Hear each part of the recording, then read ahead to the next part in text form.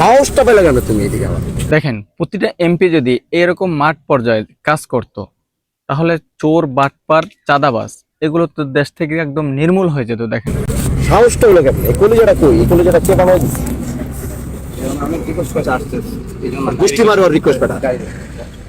এই কলিজাটা হয়েছে কেন? তোমার এখন যে গাড়িটাতে যাইতো, যে তোমার যে ভাড়াটা ভাড়া তোমার পার্সেন্টেজ একটা কমিশন আমরা পাই সেটাই। এই কাজটা আমি এখানে স্ট্যান্ডে বন্ধ করছি কিনা, জি জি এরপরে তুমি এখানে কেন?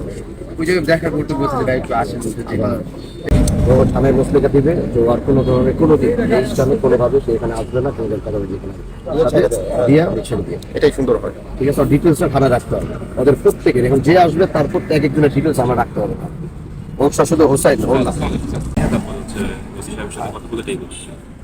এটা কিন্তু আজকে আমি কিন্তু ছাইড়া দিলাম মুসলেখা দেয়া, কিন্তু এরপরে যদি আমি আর কোনো দিন, খালি তুমি না, তোমার এখানে যারা গ্যাং আছে সবাই বলে দিও, এখানে যদি কোনোদিন আমার লোক এখন চারপাশে এখানে ঘুরতে থাকবে, যার এরপরে ধরবো আর কোনো কথা নেই, সোজা একবারের ভিতরে আমি পাঠাবো। চাঁদাবাজির মামলায় একদম একদম মামলা দিয়ে যদি আপনি আজকে তো ওকে সিম্পাথি দেখাচ্ছেন, পরে যদি করে স্যার আমরা চাঁদাবাজি মামলা নিয়ে প্রয়োজনে রাষ্ট্র মামলা হবে, রাষ্ট্রবাদী মামলায় পাঠাবো। প্রতিটা জেলায় যদি এরকম জামাতের এমপির মতো সবাই কাজ করতো, তাহলে আপনার কেমন লাগতো বলেন? তাহলে দেশটা কত সুন্দর হইতো।